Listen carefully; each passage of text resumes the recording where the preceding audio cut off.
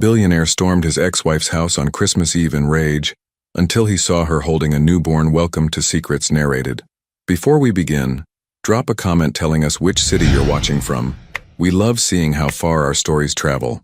When the story ends, don't forget to rate it from 0 to 10 and share what you felt along the way. And if you enjoy emotional stories filled with twists and hidden truths, make sure to follow Secrets Narrated so you don't miss the next one. Now, sit back, relax, and enjoy every detail.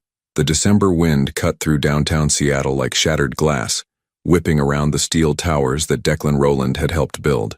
From the 42nd floor of his penthouse, the city sprawled beneath him in twinkling holiday lights, each one a reminder of celebrations he wouldn't be part of.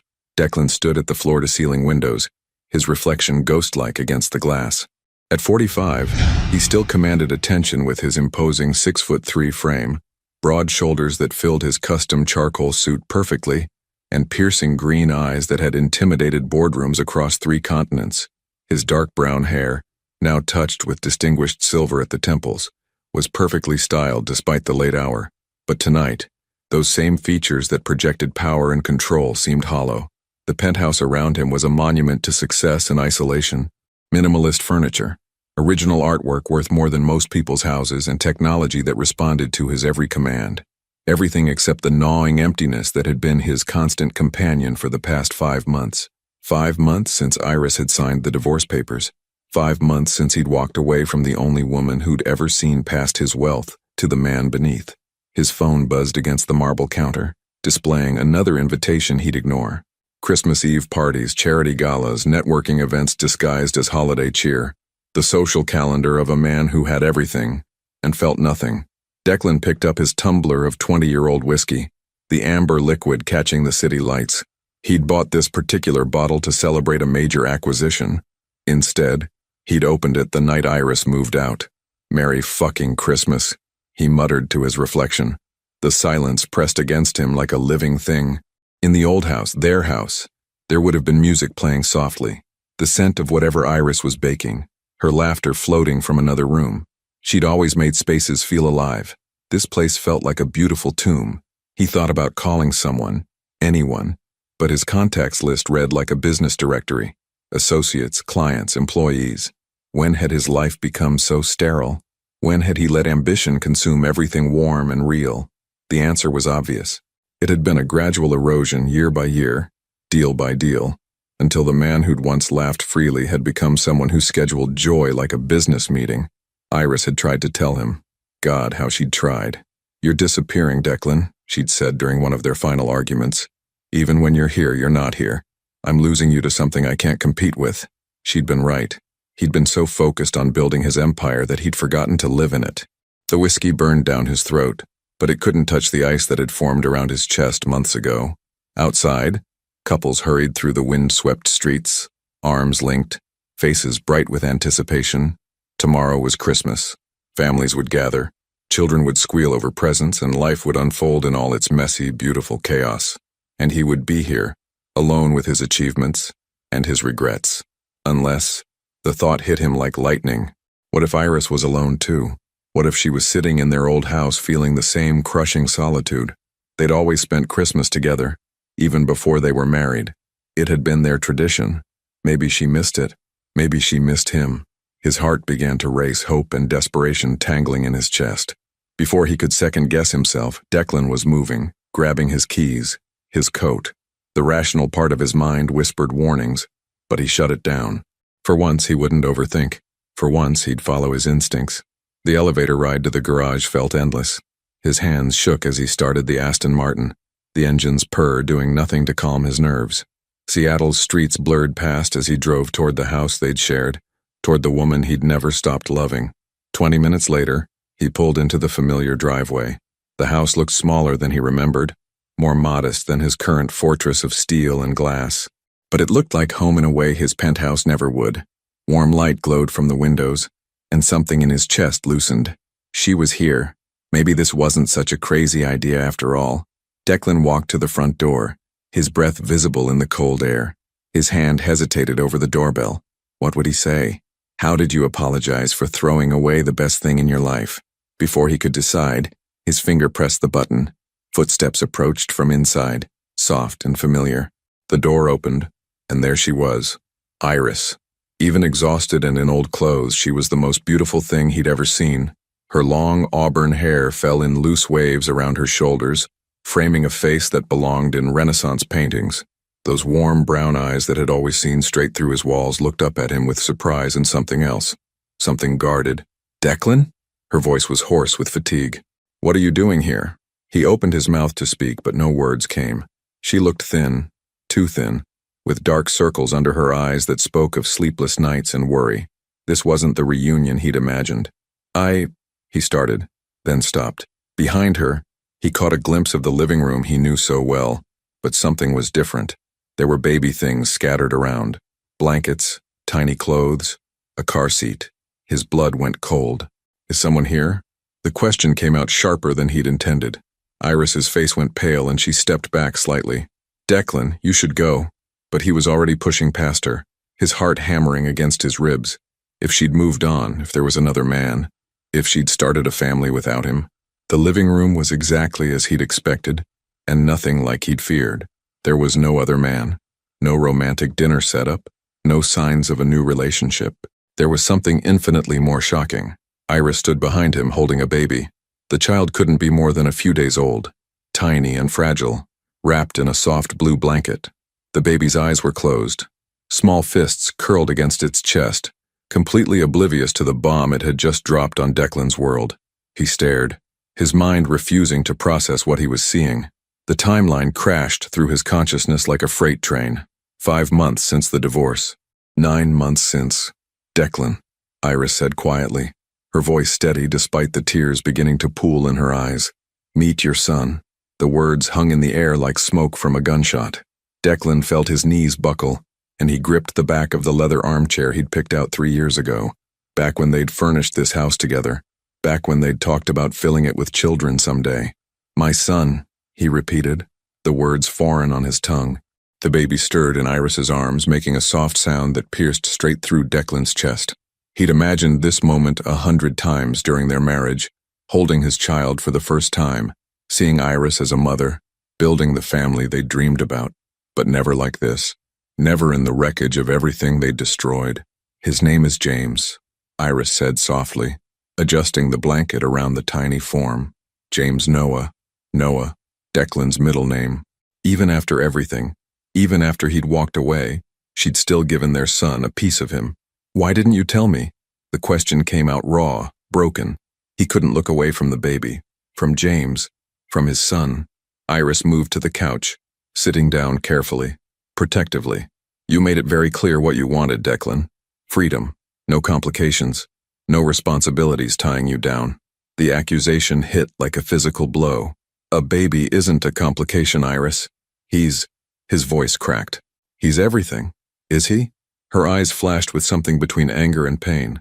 "Because 7 months ago, when I brought up starting a family, you said you weren't ready.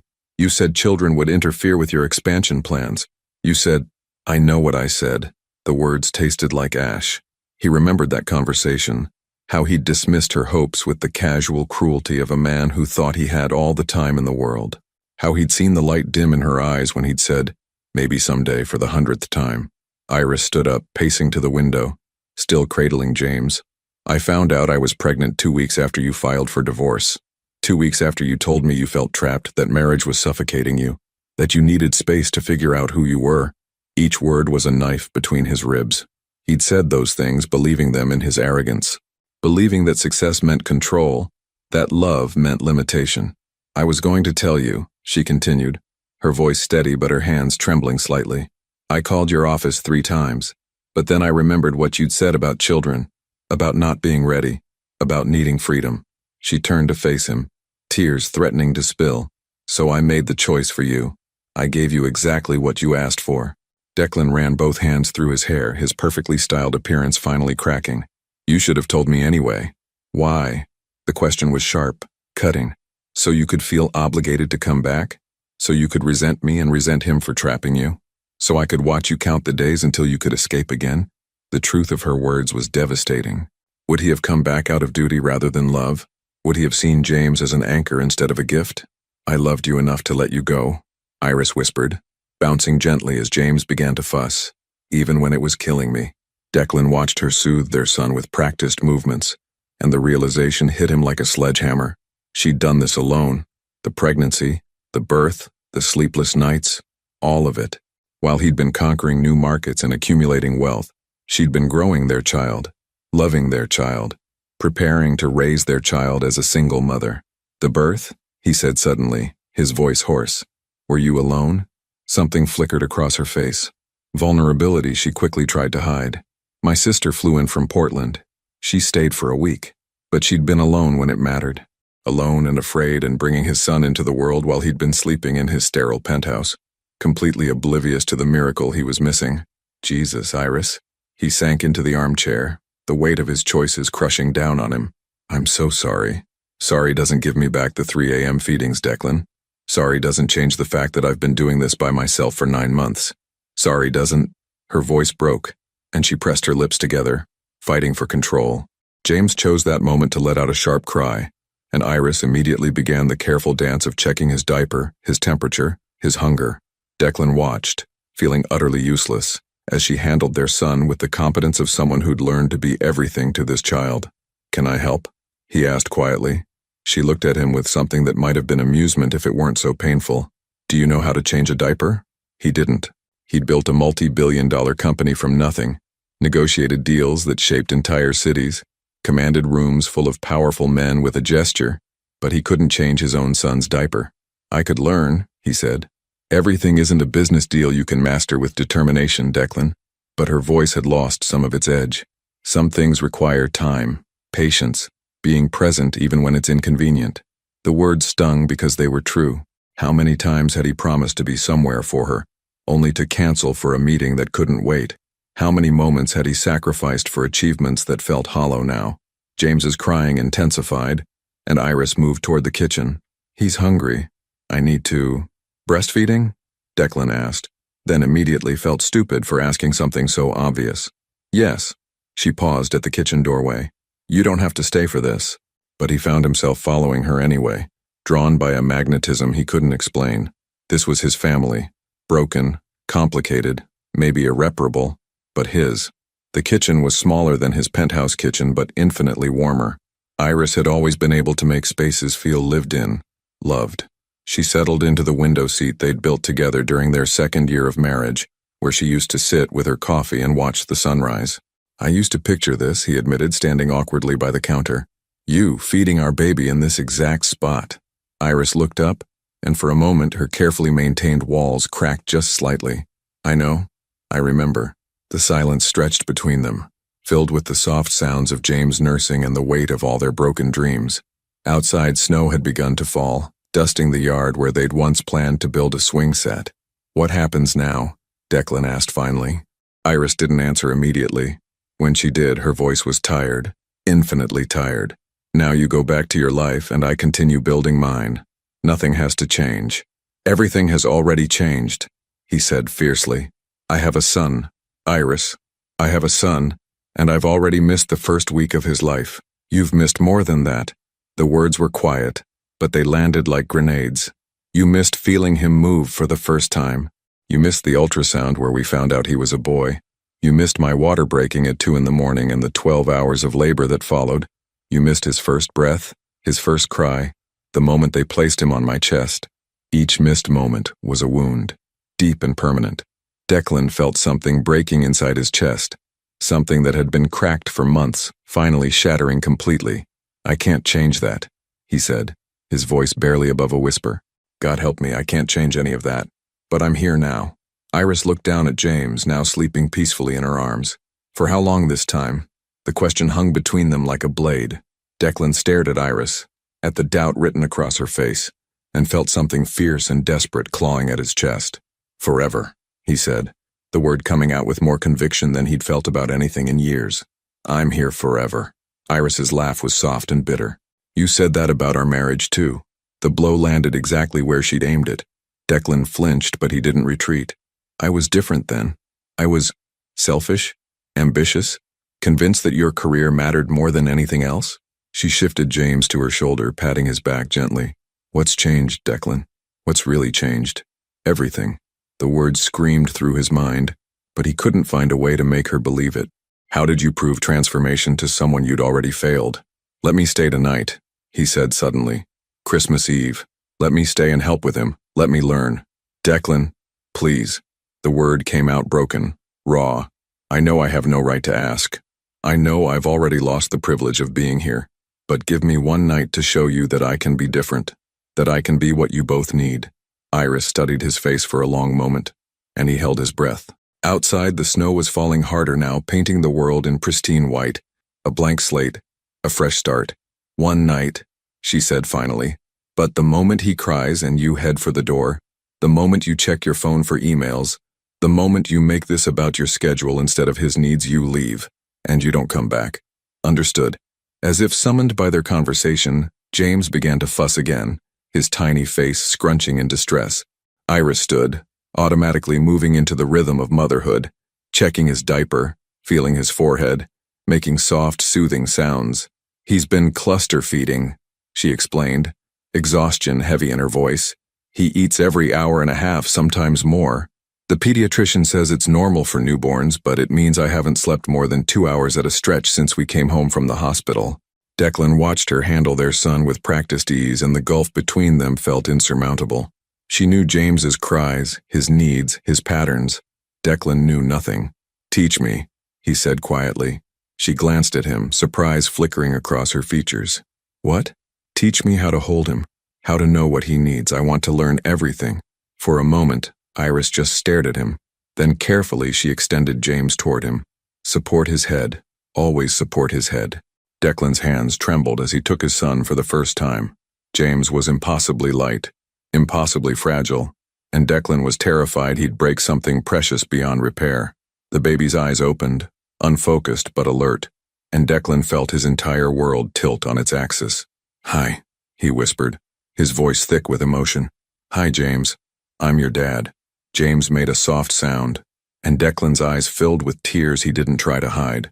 This was his son, his child, a perfect tiny human being who shared his DNA, his future, his name. He looks like you, Iris said softly, settling beside him on the couch. Same eyes, same stubborn chin. Declan couldn't speak. The weight of James in his arms was nothing compared to the weight of realization crushing down on him. This was what mattered. Not deals, not acquisitions, not the empire he'd built. This tiny person who depended on him completely. I've been such an idiot, he managed finally. Yes, Iris agreed simply. You have. They sat in silence for a while, watching James discover his own fingers, his eyes gradually focusing on Declan's face. The grandfather clock in the corner chimed 11, 1 hour until Christmas Day. He's going to need a diaper change soon, Iris said. Are you ready for the real test? Declan nodded, though he felt anything but ready. When James began to squirm, Iris guided him through the process, laying out the changing mat, removing the soiled diaper, cleaning carefully with warm wipes. Declan's hands were clumsy, unsure, but he didn't give up. Like this? He asked, fumbling with the tiny diaper tabs. A little tighter.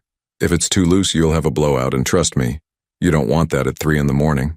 The domestic intimacy of the moment caught them both off guard. For just an instant, they weren't a divorced couple navigating impossible circumstances. They were parents, working together to care for their child.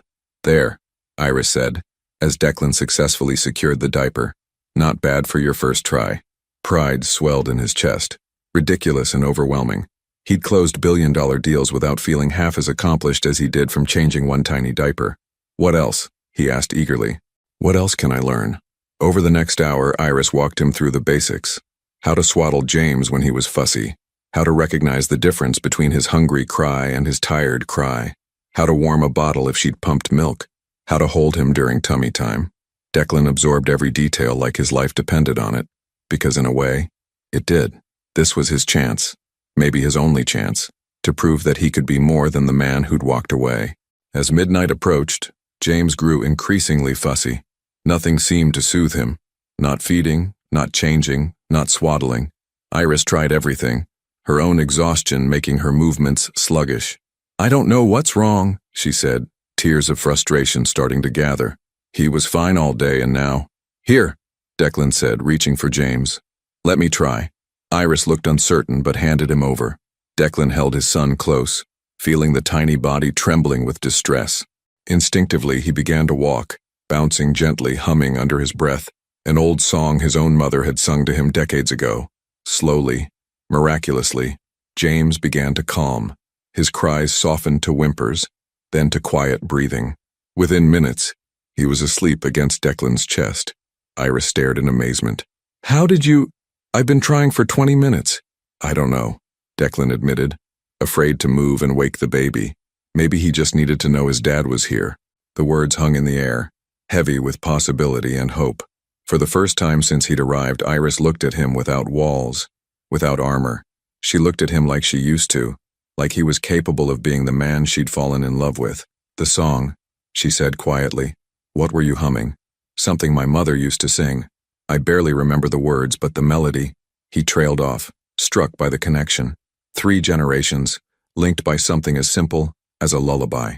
"I want him to know things like that," Iris said, her voice soft with longing. "I want him to know where he comes from. Both sides." "He will," Declan promised, adjusting his hold on the sleeping baby. "I'll make sure he knows everything." They made their way to the nursery, a room that had once been Declan's home office, now transformed with soft blues and yellows, a crib that looked like a cloud, and toys that waited patiently for tiny hands to discover them. "I did this myself," Iris said, following his gaze around the room. "Painted, assembled the furniture, hung the mobile. I kept thinking you might call, might want to help, but I was too proud and too stupid to check on you." The admission tasted like poison. "I told myself you were better off without me, that I was giving you what you wanted." "What I wanted was my husband back," Iris said quietly. "The man I married. The one who used to bring me coffee in bed and dance with me in the kitchen and talk about our dreams like they were possible." "I'm still here," Declan said desperately. "That man is still here. I just forgot him for a while." Iris touched the mobile above the crib, setting the tiny airplane spinning slowly. "People don't just change overnight, Declan. Especially not people like you. You've been building walls around yourself for so long. I'm not sure you remember how to live without them." Carefully, with infinite tenderness, Declan placed James in his crib. Their son stretched briefly, then settled into deeper sleep, one tiny fist curled against his cheek. "Then help me remember," Declan said, turning to face her. "Help me tear them down." Christmas morning arrived with the soft gray light of dawn filtering through the nursery curtains. Declan woke from the armchair where he'd insisted on sleeping, close enough to help if James needed anything, far enough to give Iris space. His neck ached from the awkward position, but he'd never slept better. The house was quiet, peaceful in a way his penthouse had never been.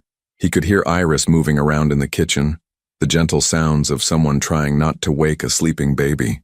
The scent of coffee drifted upstairs, rich and inviting. James stirred in his crib, making the soft mewling sounds that Declan was already learning, meant he'd be awake soon. Declan stood carefully, his body protesting after a night in the chair, and leaned over the crib. "Good morning, little man," he whispered. "Merry Christmas." James's eyes fluttered open, unfocused but alert. For a moment, father and son simply looked at each other, and Declan felt that same overwhelming surge of love that had nearly brought him to his knees the night before. "Let's go find your mom," Declan murmured, carefully lifting James from the crib. He was getting more confident with the motion, though his heart still raced every time he supported that fragile little head. Downstairs, Iris was standing by the kitchen window, steam rising from her coffee mug as she watched the snow continue to fall. She'd changed into a soft red sweater that brought color to her pale cheeks, and her hair was pulled back in a loose bun. She looked young, beautiful, and heartbreakingly tired. "How long has he been awake?" she asked without turning around. "Just now. I think he's hungry." She nodded, setting down her mug and reaching for James.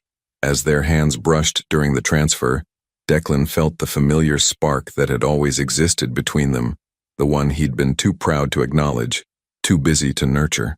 "I made coffee," Iris said, settling into the window seat to feed James. "Your old mug is on the counter." Declan found the mug, navy blue with "World's Okayest Husband" printed in white letters. Iris had given it to him as a joke on their first anniversary, but he'd used it every morning for 3 years. Seeing it now, clean and waiting, felt like a small miracle. "You kept it," he said softly. "I kept a lot of things."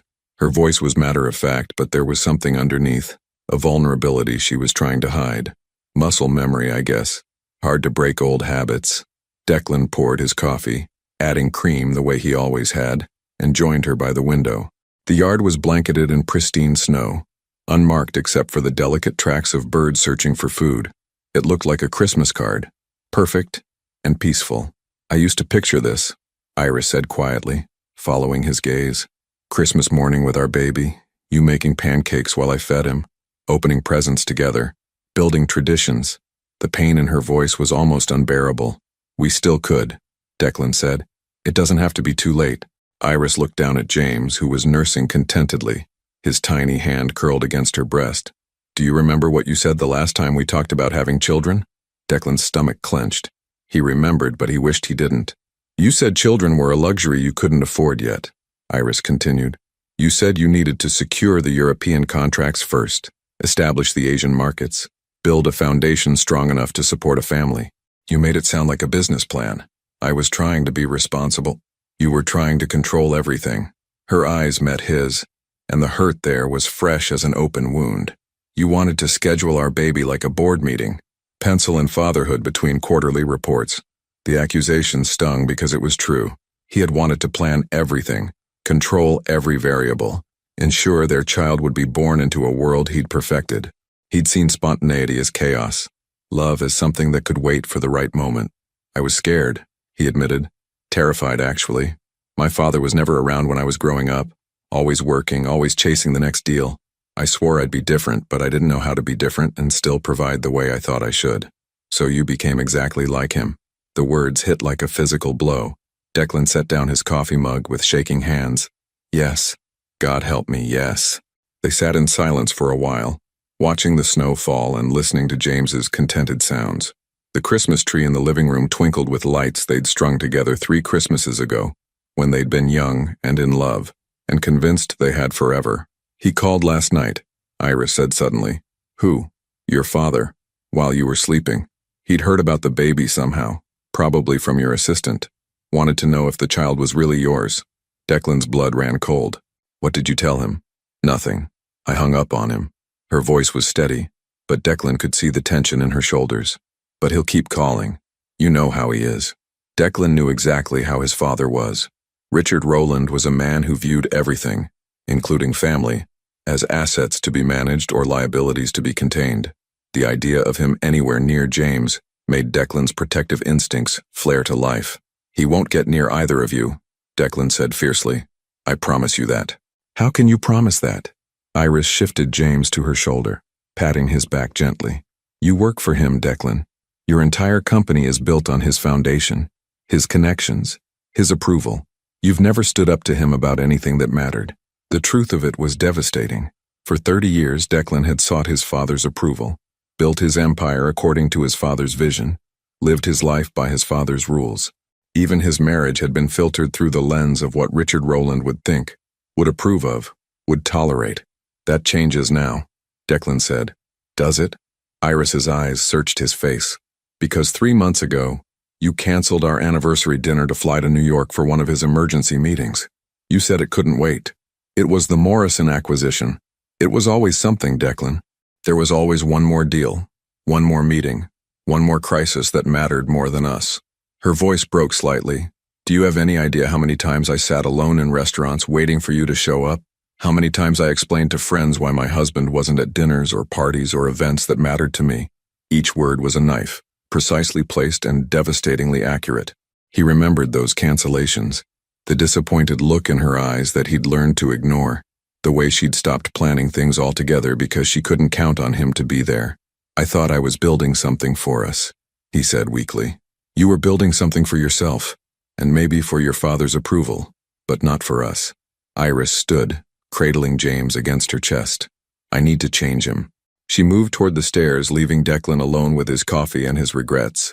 Through the window, he could see children playing in the snow across the street, their parents watching from the porch, laughing and taking pictures, a normal family enjoying a normal Christmas morning. Everything he'd thrown away in pursuit of an empire that felt meaningless now. His phone buzzed on the counter. A text from his assistant. Urgent call from Tokyo. The Yamamoto deal needs immediate attention. For a split second, Declan felt the familiar pull, the adrenaline rush of being needed.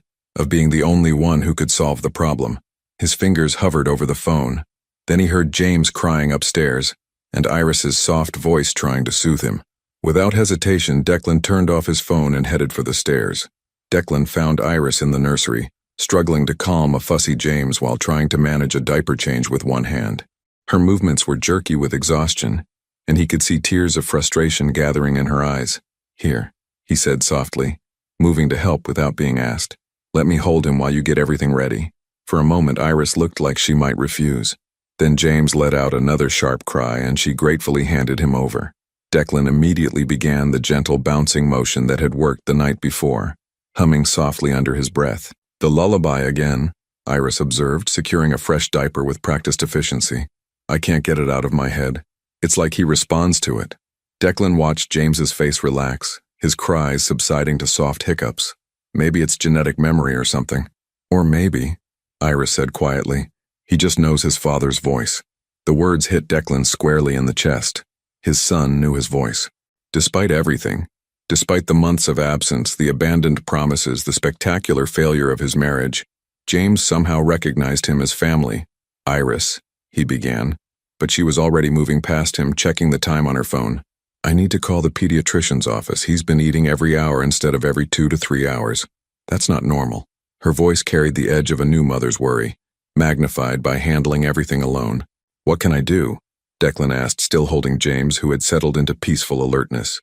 "Nothing. You can't do anything. This is what I mean, Declan. Parenting isn't a problem you can solve with money or connections or business strategies. Sometimes babies just have off days and you have to ride it out." Before Declan could respond, the doorbell rang. They both froze. "Were you expecting anyone?" Iris asked. "No. Maybe it's carolers." But something cold and familiar was already settling in Declan's stomach. The doorbell rang again, longer this time, more insistent, the sound of someone who expected to be obeyed. "I'll get it," Declan said, handing James back to Iris. "Declan, wait." But he was already heading downstairs, dread building with each step. Through the front door's frosted glass, he could make out the silhouette of a tall man in an expensive coat, a man who commanded attention wherever he went.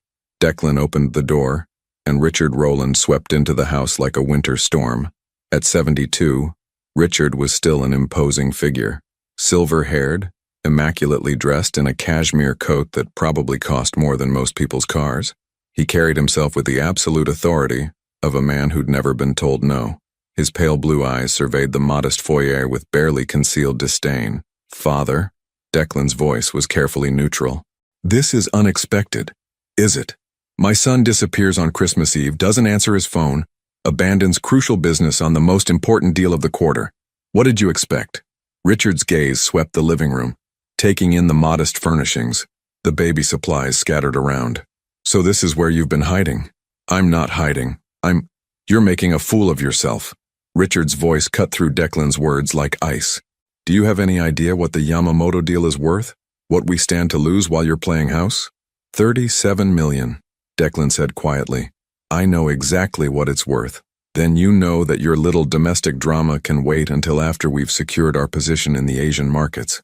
Richard moved further into the room, his presence making everything feel smaller, shabbier. "Get your things. We have a flight to catch." "No." The word hung in the air between them. Richard's eyebrows rose slightly, the only indication of surprise he ever allowed himself to show.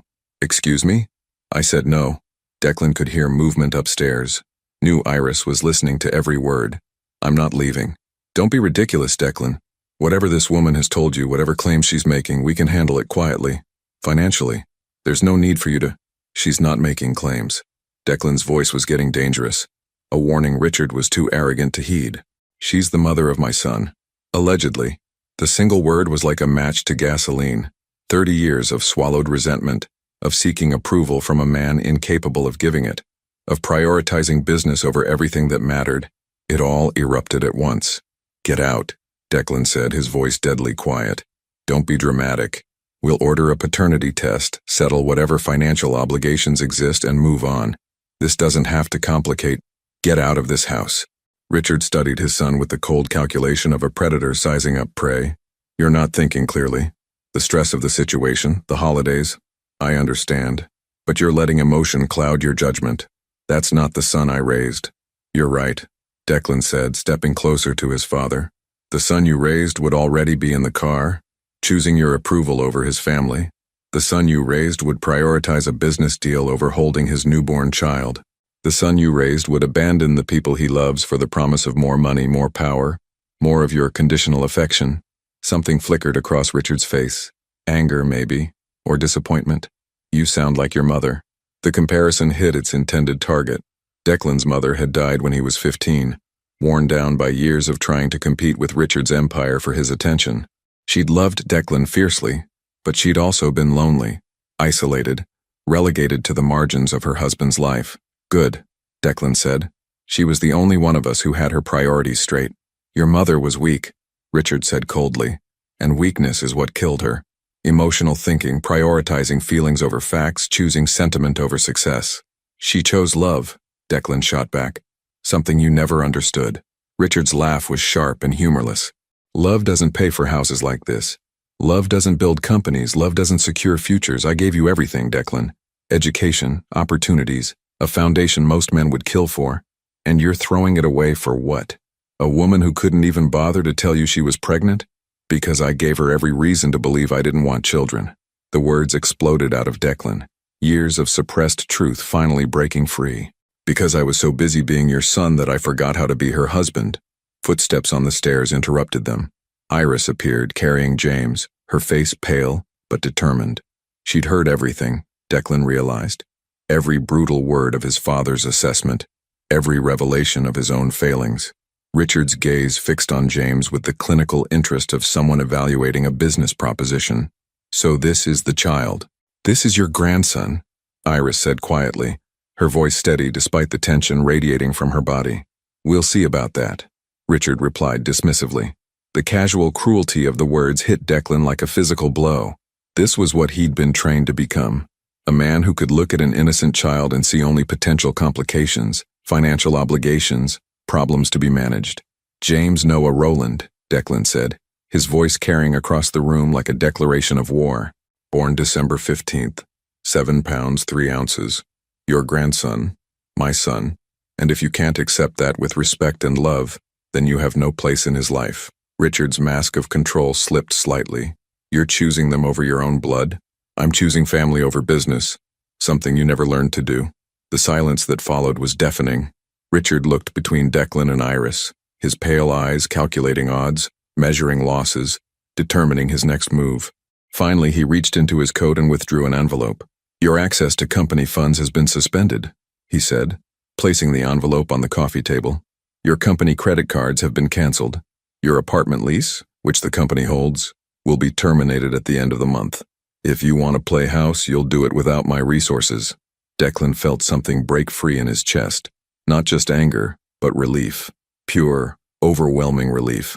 Perfect, he said. I never wanted your money anyway. I wanted your approval, and that was my mistake. Richard straightened his coat, his expression returning to its customary coldness. You'll come crawling back within a month. They always do. He moved toward the door, then paused, looking back at Iris. When he leaves, and he will leave, call my office. We'll arrange something appropriate. The door closed behind him with a quiet click that sounded like the end of an era. Declan stood in the sudden silence, staring at the envelope his father had left behind. His entire financial foundation gone. His company, probably destroyed. His future, uncertain. He'd never felt freer in his life. The silence in the room was deafening. Declan stared at the closed door, his father's parting words echoing in his mind like a curse. Behind him, he could hear James making soft baby sounds, blissfully unaware that his existence had just cost his father everything he'd spent 15 years building. Declan, Iris's voice was barely a whisper. What did you just do? He turned to face her, and the expression on her face made his chest tight.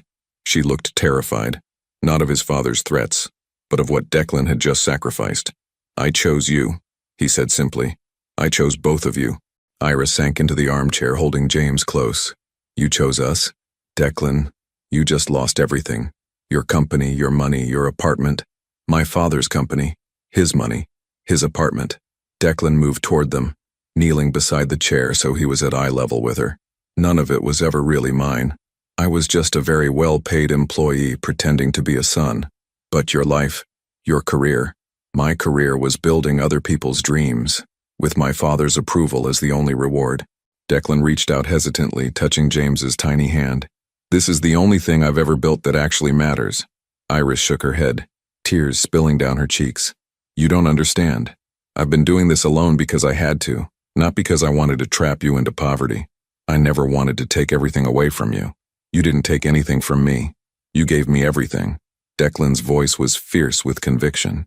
Do you think I care about losing money when I gained a son? Do you think any deal, any acquisition, any business success could compare to watching James fall asleep in my arms? But how will we live? How will we provide for him?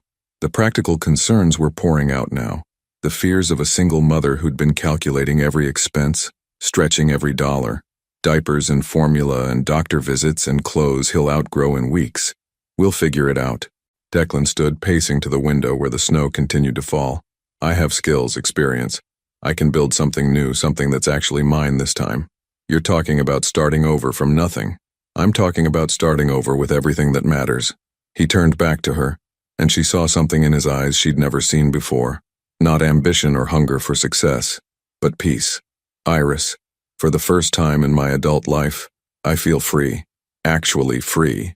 James began to fuss, and Iris automatically shifted him to her shoulder, patting his back in the rhythm that had become second nature. Free and unemployed are two different things, Declan. Are they? Because yesterday I had everything I thought I wanted, and I was miserable. Today I have nothing except you and James, and I've never been happier.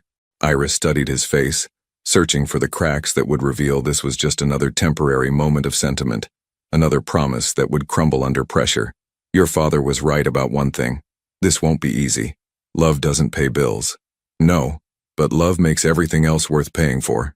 Declan moved back to the chair, sitting on the arm so he could see both of them. I've spent so many years chasing money that I forgot what it was supposed to buy. Security, comfort, a future for the people I care about. But what good is any of that if you're too busy earning it to actually be with those people? Pretty words, Iris said, but there was less skepticism in her voice now. But what happens in 6 months when the novelty wears off? When James is teething and crying all night when I'm exhausted and cranky? When the bills pile up and we're eating ramen for the 3rd night in a row? Then we'll eat ramen together.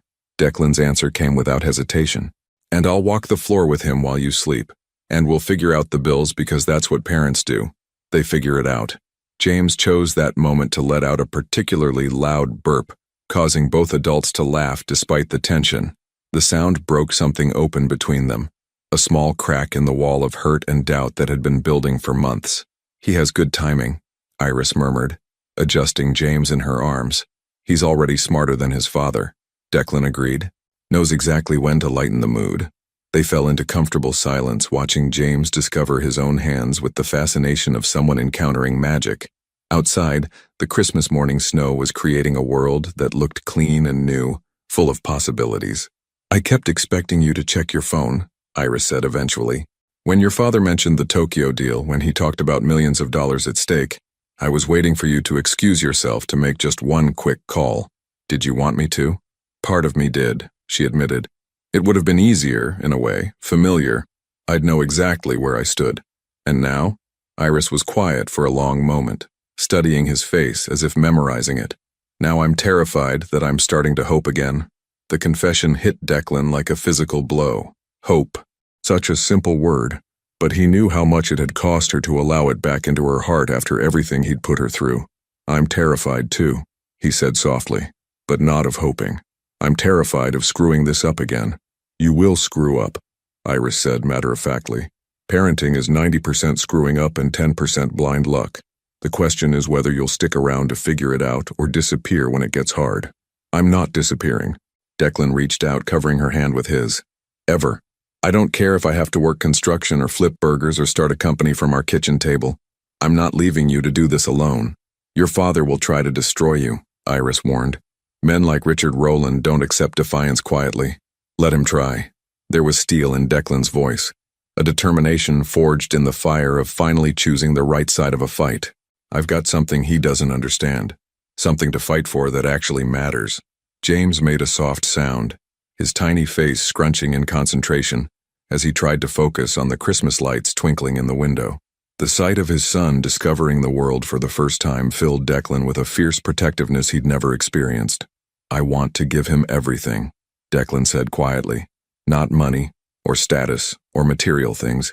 I want to give him a father who shows up, who keeps promises, who chooses family over everything else every single time." "That's all any child really needs," Iris replied. "To know they're the priority. Then he'll have it." Declan looked at her, his green eyes serious and determined. "We both will." Iris felt something shift in her chest, a wall she'd built to protect herself starting to crack. For 9 months, she'd been preparing to do this alone. For 9 months, she'd convinced herself that she was stronger without him, that James was better off with one parent who was present than 2 parents with 1 foot out the door.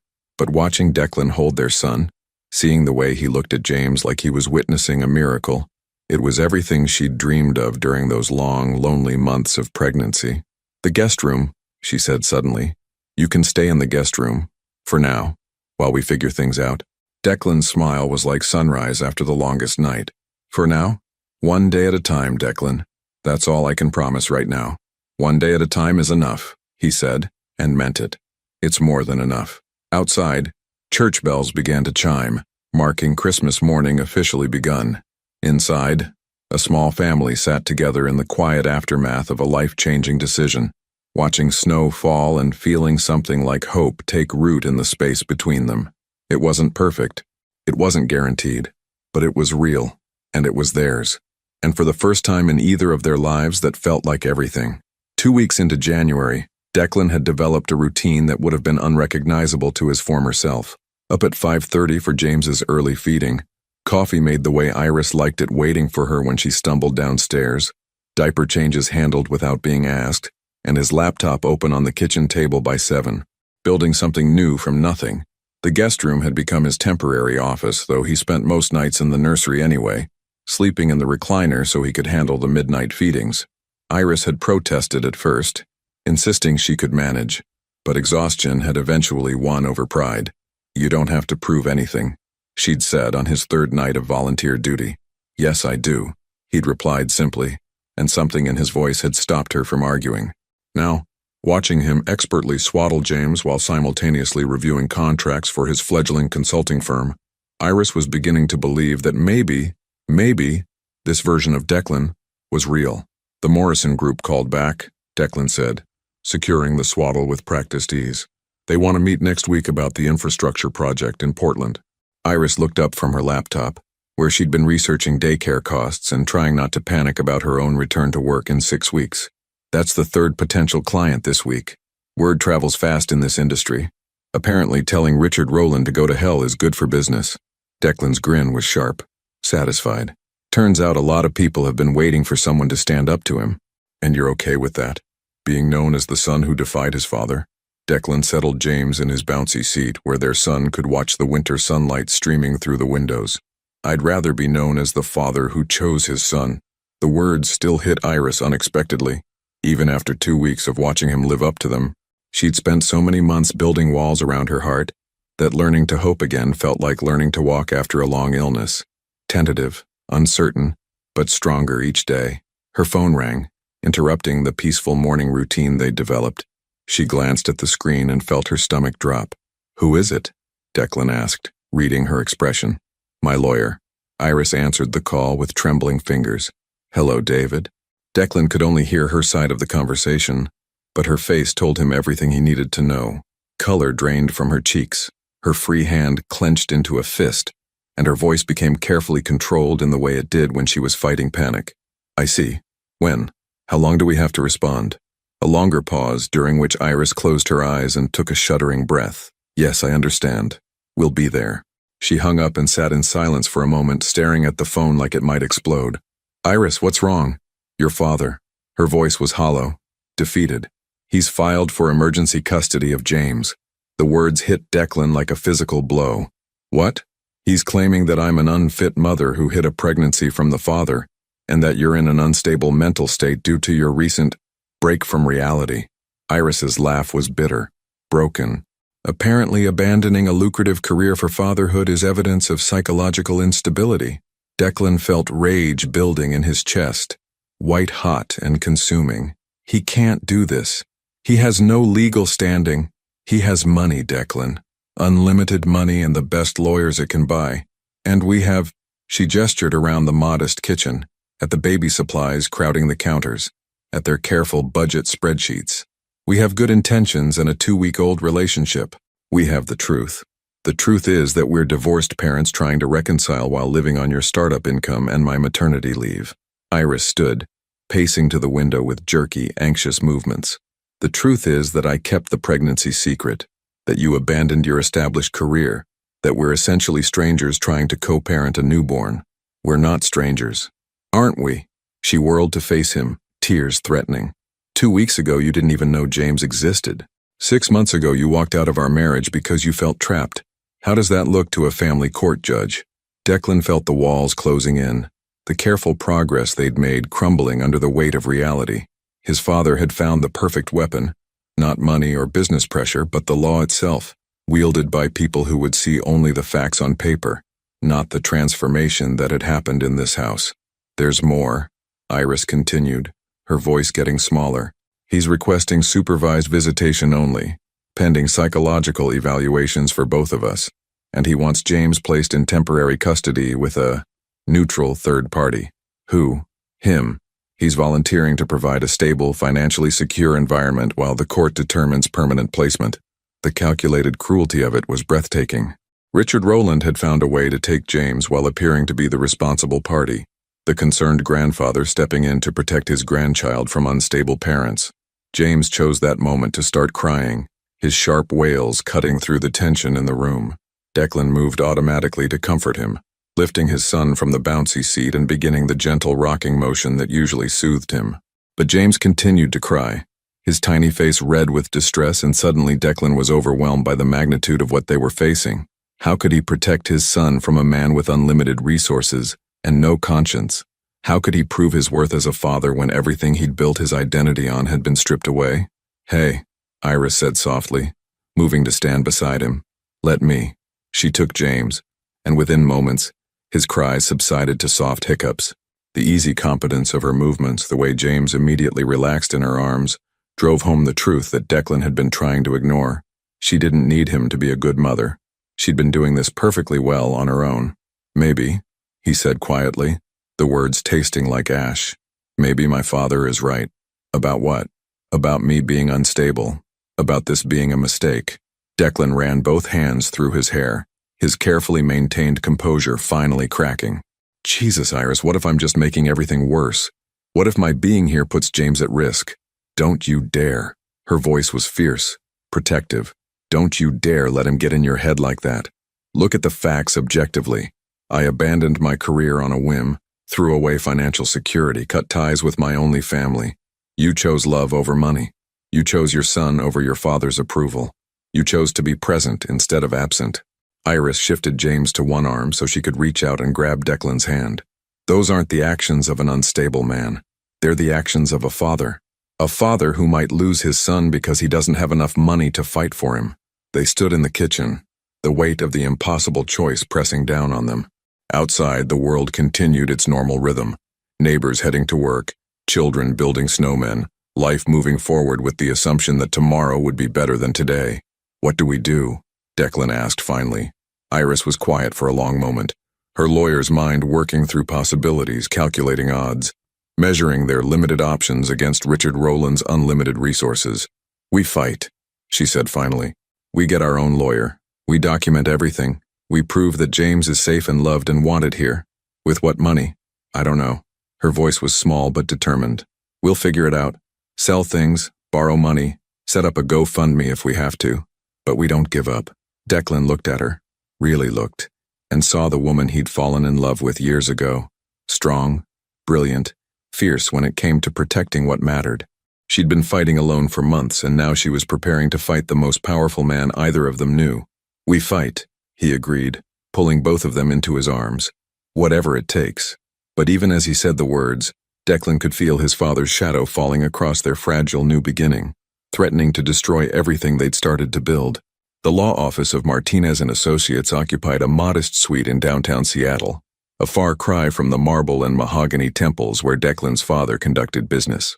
But Elena Martinez had something Richard Rowland's high-priced attorneys lacked.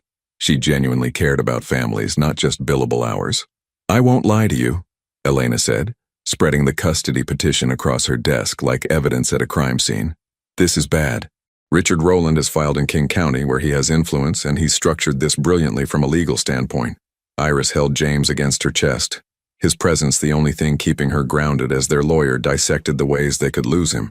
Beside her, Declan sat rigid with controlled fury, his hands clenched so tight his knuckles were white. "What do we do?" Iris asked, surprised her voice came out steady. "We prove that James's best interests are served by staying with his parents, not his grandfather.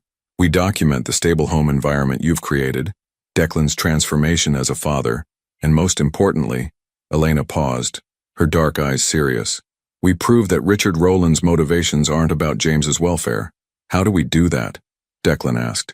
"We find people willing to testify about who Richard Rowland really is. Former employees, business associates, anyone who's seen behind the public facade."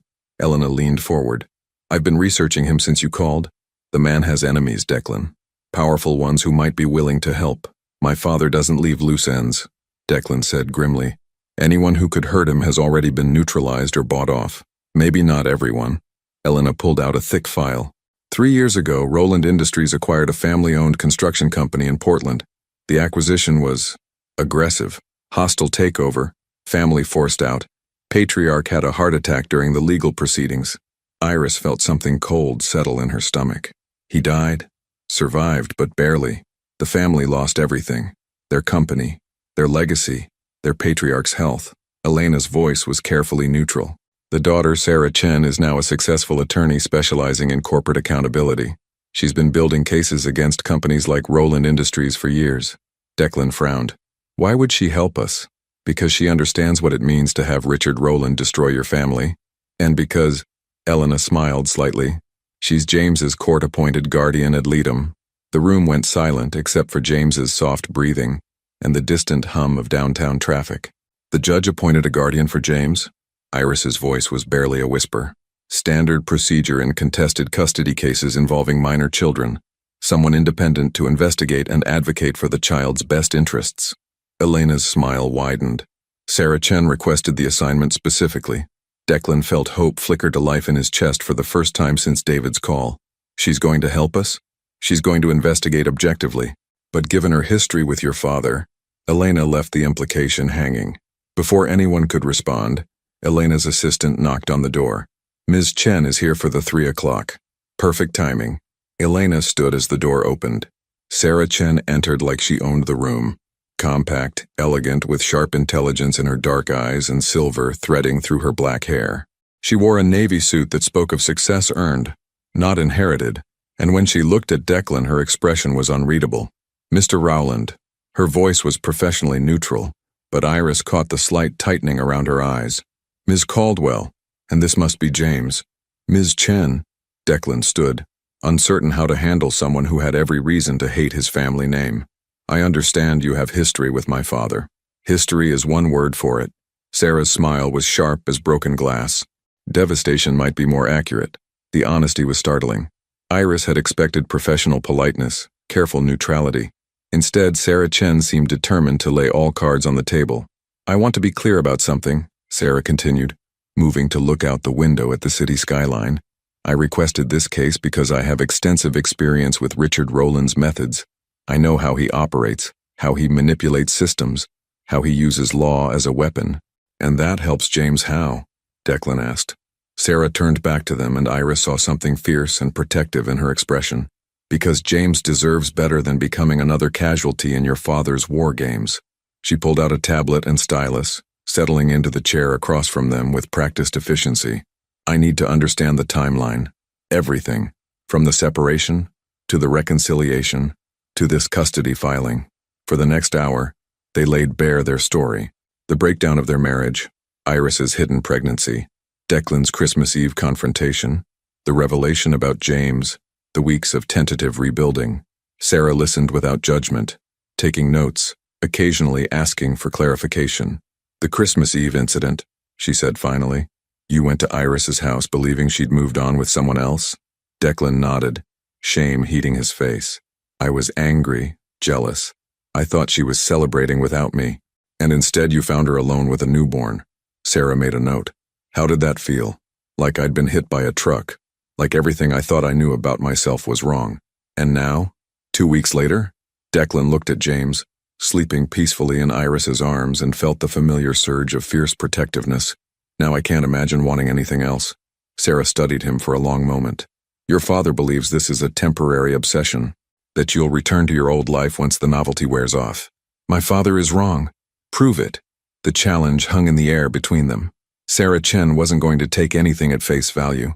Not Declan's transformation, not Iris's forgiveness, not their fragile new beginning. "How?" Iris asked. Sarah stood gathering her materials with brisk efficiency. "I'm going to spend the next 2 weeks investigating everyone involved in this case. I'll interview neighbors, employers, medical professionals, anyone who can speak to James's current living situation and his parents' capabilities." She paused at the door, looking back at them with something that might have been sympathy. "But I'll also be investigating Richard Rowland, his motives, his methods, his fitness as a potential guardian." Her smile was cold and satisfied, and unlike most people who cross him, I have nothing left for him to take away. After Sarah left, the 3 adults sat in stunned silence. Outside, Seattle's afternoon bustle continued, oblivious to the legal battle brewing in the modest office above. "She's going to help us," Iris said finally, though she sounded like she was trying to convince herself. "Maybe." Elena gathered the scattered papers. "Or maybe she'll decide James really would be better off with his grandfather's resources." "She won't," Declan said with quiet certainty. "She knows what my father does to families. She won't let him do it to ours." But even as he said the words, Declan felt the weight of the coming investigation. 2 weeks for Sarah Chen to decide James's future.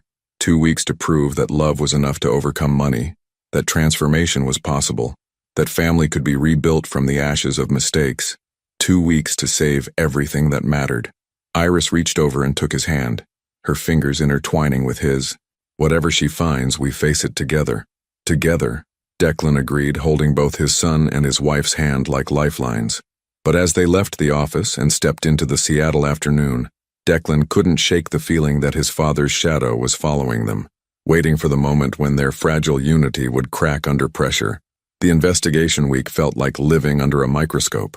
Sarah Chen moved through their lives with clinical precision, interviewing neighbors, observing their daily routines, documenting every interaction between Declan, Iris, and James. She arrived unannounced at 7 in the morning to witness feeding time, stayed through dinner to observe bedtime routines, and somehow managed to be both invisible and omnipresent. "She's like a ghost," Iris whispered on Thursday morning, watching Sarah take notes from the corner of the living room as Declan changed James's diaper. "I keep forgetting she's there. Then I turn around, and there she is, writing everything down." "Good," Declan said, lifting James into his arms with practiced ease. "Let her see everything. The midnight feedings, the laundry disasters, the way you sing to him when he's fussy. Let her see what a real family looks like." But even as he said the words, Declan felt the weight of performance. Were they being genuine, or were they unconsciously playing roles for an audience that held James's future in her hands? The line between authenticity and desperation had blurred beyond recognition. Sarah approached them, tablet in hand. "I need to ask about your business, Declan. The consulting firm you've started." "Rowland Strategic Solutions," Declan said, the name still feeling strange on his tongue. "Infrastructure consulting for mid-sized development projects. Revenue projections? Conservative estimates put us at breaking even by month 6, profitable by year 1. Declan handed James to Iris and pulled out his laptop. "I have 3 confirmed contracts, with 2 more pending. It's not the empire I left behind, but it's sustainable." Sarah studied the financial projections with the intensity of an auditor. "These clients, they know about your situation with your father?" "Most of them. Word travels fast in this industry. And they're comfortable working with someone who's essentially been disowned by Richard Rowland?" Declan's smile was sharp. Satisfied. "They're thrilled to work with someone who's finally free of Richard Rowland." That afternoon, Sarah interviewed their neighbors, their pediatrician, even the grocery store clerks who'd seen them shopping for baby supplies. She was building a case, piece by methodical piece, and Iris found herself holding her breath every time someone disappeared into Sarah's rented office space downtown. Friday morning brought the blow they'd been dreading. "There's a problem," Sarah said, entering the house with an expression that made Iris's blood run cold. Richard Rowland has filed a motion claiming new evidence of parental unfitness. What evidence? Declan demanded. Sarah pulled out a manila folder, spreading photographs across the kitchen table like accusations. They showed Declan leaving the house at various times over the past week. Early morning, late evening, always carrying his laptop bag.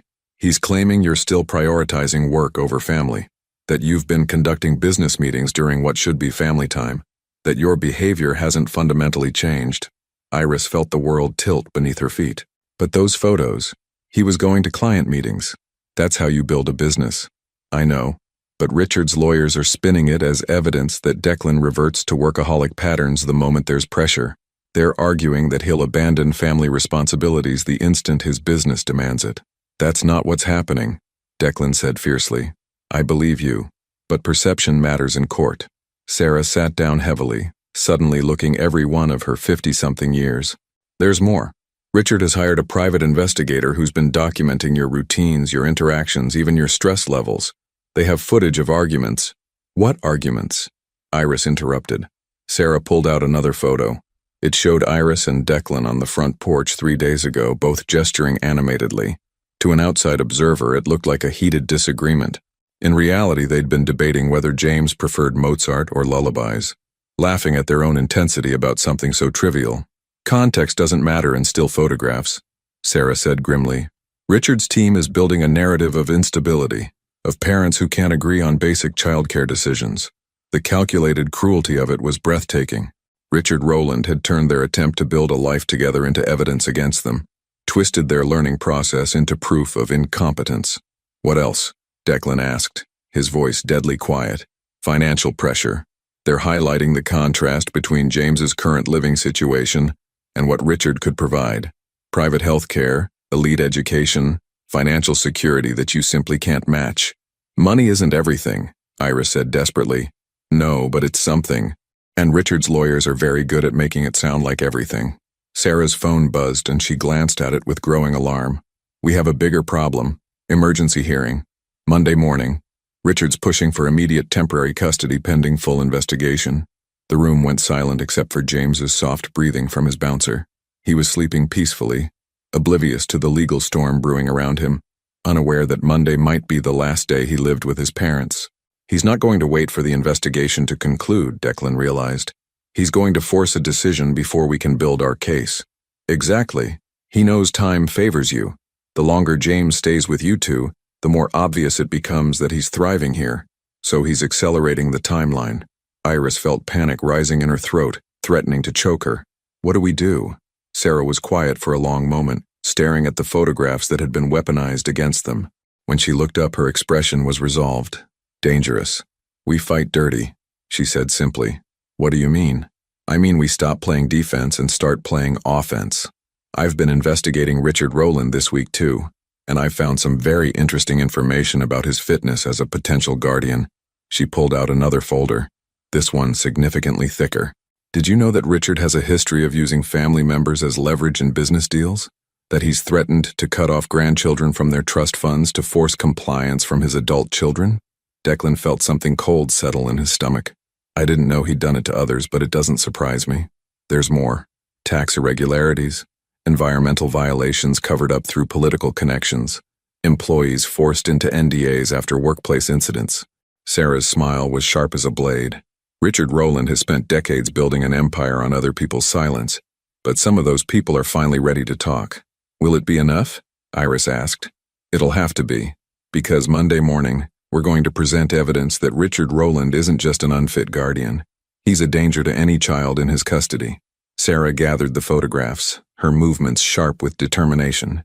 We're going to prove that his interest in James isn't about love or family. It's about control. That evening, after Sarah left to prepare for Monday's hearing, Iris and Declan sat in the nursery watching James sleep. The house felt different now, not like a haven they were building together, but like a fortress under siege. What if we lose? Iris whispered. We won't, Declan said, but his voice lacked conviction. But what if we do?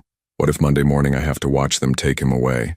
Declan pulled her closer, feeling the weight of everything they'd built threatening to collapse. Then we keep fighting. We appeal. We gather more evidence. We never stop fighting until he comes home. And if that takes years? The question hung between them like a blade. Years of legal battles, of supervised visitations, of watching James grow up in photographs instead of their arms. "Then we take it one day at a time," Declan said, echoing her words from that first night. "Just like you taught me." Outside, Seattle's winter night pressed against the windows, dark and uncertain. Inside, two parents held each other and their sleeping son, knowing that Monday morning would determine whether their family survived or shattered. In less than 3 days, they would face Richard Rowland in court, armed with love and determination against unlimited resources and ruthless strategy. The war for James's future was about to begin. The King County Courthouse felt like a cathedral of judgment, its marble columns and soaring ceilings designed to remind mortals of their place before the law. Declan sat beside Elena Martinez at the plaintiff's table, his hands clenched so tightly his knuckles were white. Behind him, Iris held James, their son blissfully unaware that his entire future hung in the balance of the next 2 hours. Across the aisle, Richard Rowland commanded attention even while seated. His legal team occupied an entire table, 5 attorneys in identical navy suits, each one probably costing more per hour than most people made in a month. Richard himself sat at the center like a general directing a war, his silver hair perfect, his expression coldly confident.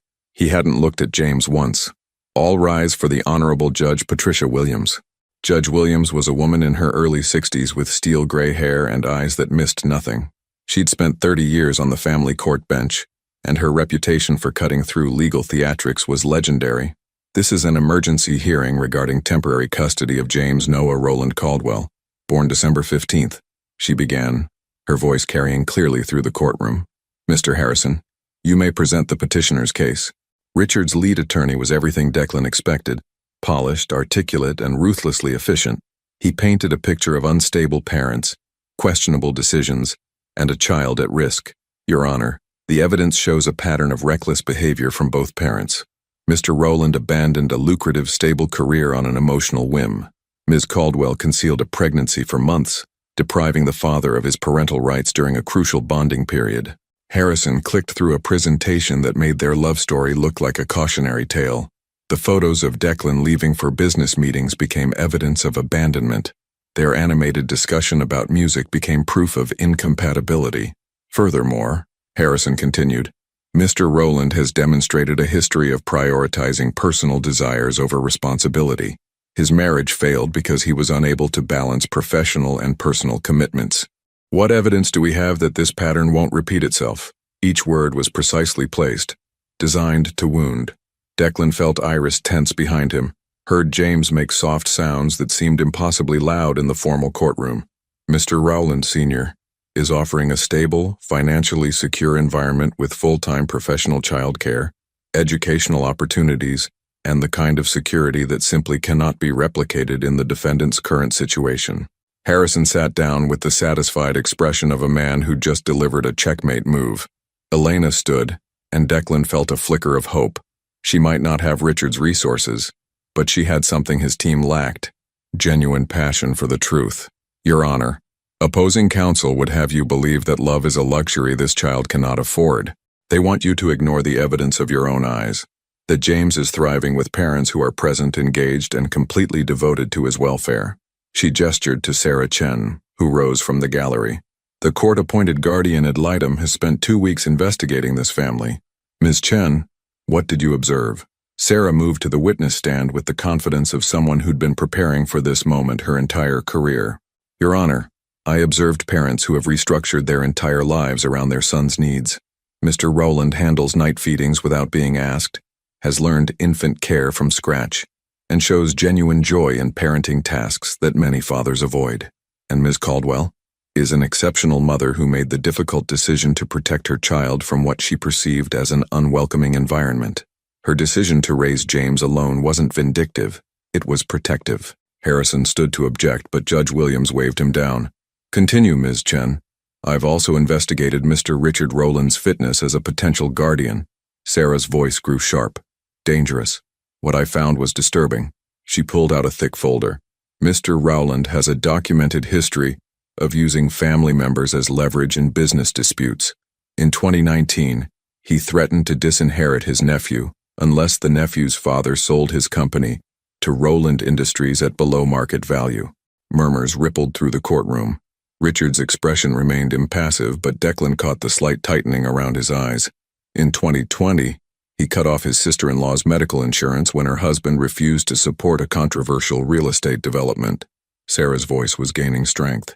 And in 2021, he attempted to have his own brother declared mentally incompetent to gain control of family trust assets. Objection, Harrison called. Relevance? Your Honor, Sarah continued. These actions demonstrate a pattern of using vulnerable family members as tools for personal gain. What guarantee do we have that James wouldn't become another pawn in Richard Rowland's business empire? Judge Williams leaned forward. Mr. Harrison, how does your client respond to these allegations? Harrison conferred quickly with Richard, then stood with less confidence than before. These are business disputes taken out of context, Your Honor. Mr. Rowland's professional decisions have no bearing on his capacity as a grandfather, don't they? Elena stood, pulling out her own folder. Your Honor, I have testimony from 3 former employees willing to describe Mr. Rowland's methods of family management. What followed was devastating. Former executives described a man who viewed family relationships as contracts to be enforced, who withdrew affection as punishment, and used financial dependency as control. The picture that emerged was of someone incapable of unconditional love, the very thing a child needed most. Furthermore, Elena continued, we have evidence that Mr. Rowland's interest in James isn't paternal, it's punitive. This custody suit was filed within hours of Mr. Declan Rowland choosing his family over his father's business interests. This isn't about James's welfare, it's about punishment. Richard finally stood, his composure cracking for the first time. Your Honor, I object to this character assassination. You're not an attorney, Mr. Rowland, Judge Williams said sharply. Please sit down. But Richard remained standing, his pale eyes fixed on his son. Declan, this is your last chance. Come home, resume your responsibilities, and we can resolve this privately. The courthouse went dead silent. Even James seemed to hold his breath. Declan stood slowly, feeling the weight of 30 years of seeking his father's approval, 30 years of believing that love had to be earned through achievement and obedience. No, he said quietly. Excuse me? I said no. Declan's voice grew stronger. I'm not coming home because this is my home, my family, my choice. He turned to face his father fully, and Iris saw something she'd never seen before. Declan looking at Richard Rowland as an equal, not a supplicant. You want to know what I've learned in the past month? I've learned that being a father isn't about providing financial security. It's about being present. It's about choosing your child's needs over your own ego, their happiness over your ambitions. Declan stepped closer to Richard, his voice carrying to every corner of the courtroom. You never learned that. You treated me like an employee, Mom like a business partner, our family like a subsidiary of your empire, and I was becoming you, until James gave me the chance to be better. You're throwing away everything I built for you.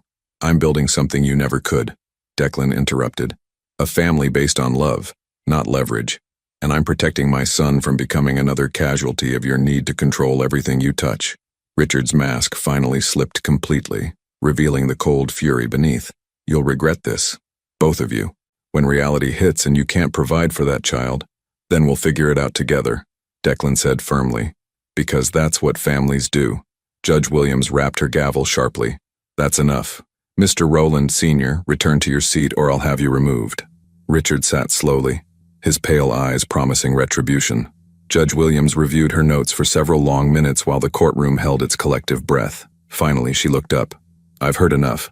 The petition for emergency custody is denied. Iris felt her knees buckle with relief. Behind her, she heard someone in the gallery, probably Sarah, let out a quiet, yes. Furthermore, Judge Williams continued, I'm dismissing the entire custody case. The evidence shows that James is in a loving, stable home with parents who are committed to his welfare above all else. Mr. Richard Rowland's motivations appear to be punitive rather than protective, which disqualifies him from consideration as a guardian. She rapped her gavel once more. Case dismissed. The courtroom erupted in subdued celebration from their side. Angry whispers from Richard's team. Declan felt Iris's arms around him, felt James pressed between them, and realized he was crying. They'd won. Their family had survived.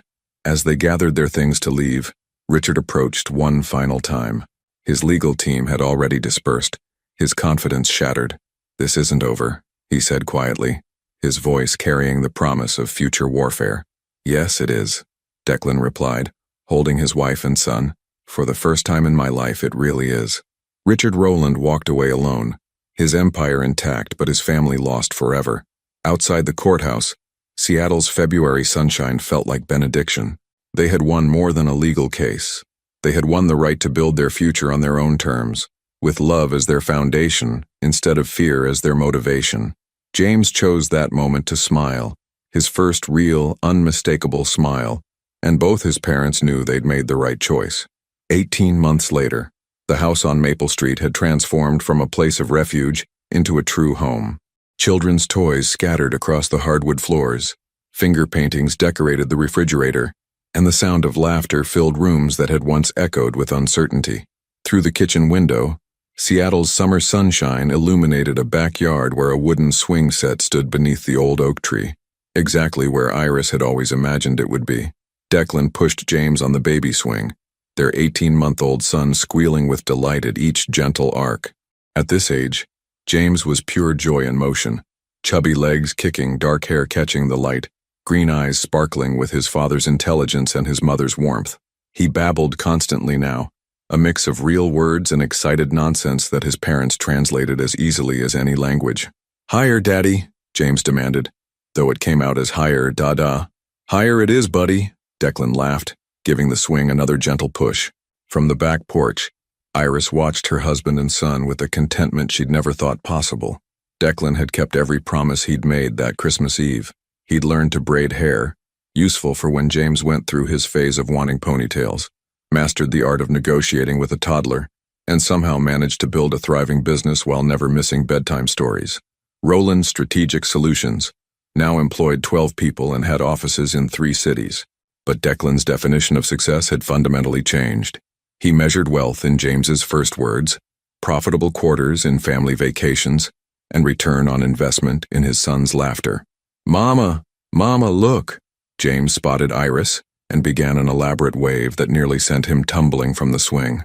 "I see you, baby," Iris called back, her heart full. At 31, she'd grown into motherhood like she was born for it. The exhausted, overwhelmed woman of 18 months ago had been replaced by someone confident, radiant, and deeply happy. She was also 6 months pregnant. They'd announced it to James the week before by giving him a Big Brother t-shirt. He'd worn it everywhere since, including to bed, telling anyone who'd listen about baby sister, with the pride of someone sharing classified information. "Daddy, baby sister swing too?" James asked, pointing at Iris's rounded belly. "Not yet, buddy. She needs to grow a little more first." "How much more?" "About this much," Declan said, holding his hands apart to indicate a few inches. James considered this seriously, then nodded with the gravity of a child accepting an important responsibility. "I help. You'll be the best big brother ever," Declan assured him, lifting James from the swing for a hug that turned into an impromptu wrestling match on the grass. Iris joined them, settling carefully onto the blanket they'd spread beneath the oak tree. This had become their Sunday afternoon tradition. Family time in the backyard, no phones, no work, just the 3 of them being together. "Sarah called this morning," Iris said, watching Declan show James how to make grass whistles. She wanted to check in. Sarah Chen had become an unexpected friend over the past 18 months. Her investigation had sealed their victory in court, but her support had continued long after the legal case ended. She'd been James's honorary aunt, a trusted advisor, and living proof that some battles were worth fighting. "How's the new case going?" Declan asked. "She's taking on another corporate giant. Apparently our win gave her some credibility with families who've been waiting years to speak truth to power. Good for her." Declan's smile was fierce, proud. Sarah's crusade against corporate bullies had become legendary, and each victory felt like justice for her own family's suffering. "She also said something interesting," Iris continued. "Richard's company lost 3 major contracts this quarter. Apparently word about his management style has been spreading." Declan felt a familiar twist in his chest at mention of his father. Richard had made good on his promise to make their lives difficult, using his influence to block potential clients, spread rumors about Declan's instability, and generally wage war through business channels. But something unexpected had happened. Instead of destroying Declan's reputation, Richard's attacks had backfired spectacularly. Business leaders who'd suffered under his tactics for years rallied around his son. Competitors who'd been looking for an excuse to challenge Roland Industries found their opening. Richard Roland's empire wasn't crumbling, but it was certainly less secure than it had been 2 years ago. "Do you ever regret it?" Iris asked quietly. "Walking away from all that power?" Declan looked at James, who was now trying to teach a butterfly to land on his finger with the serious concentration of a scientist. "Not for a second. Even when the contractors were late on the Patterson project and we were eating cereal for dinner because I forgot to grocery shop. Especially then." Declan leaned over to kiss her temple. "Those were real problems, Iris. Human problems. Not the manufactured crises that used to keep me awake at night." James succeeded in getting the butterfly to land on his outstretched finger and immediately froze, eyes wide with wonder. "Mama, Daddy, look, pretty." "It's beautiful, sweetheart," Iris whispered, afraid to speak too loudly and scare the delicate creature away. They sat in perfect silence, watching their son experience magic.